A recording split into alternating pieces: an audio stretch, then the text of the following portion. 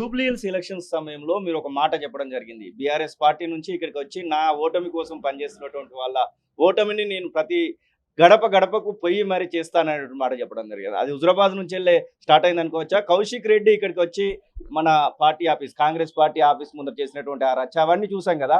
అది అక్కడి నుంచెల్లే ప్రారంభమైంది అనుకోవచ్చా?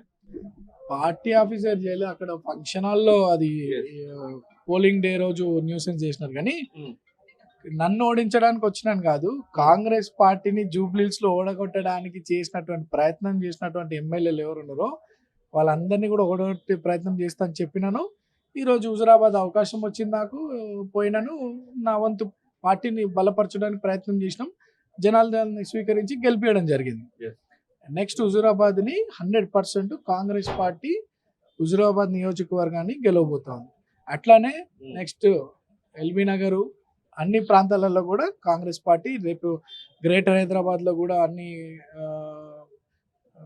మన కార్పొరేటర్ సీట్లు కూడా గెలుస్తూ ఒక్కొక్కటిగా స్టెప్ వేస్తూ భవిష్యత్తులో Congress party maximum number of seats, Revanth అన్న అంటున్నాడు 100 సీట్లు కొడతామని, 100 సీట్లు కొట్టడానికి మా వంతు మేము కృషి చేస్తాం. నెక్స్ట్ టార్గెట్ ఎక్కడ కనబడుతుంది? కౌశిక్ రెడ్డిది అయిపోయింది.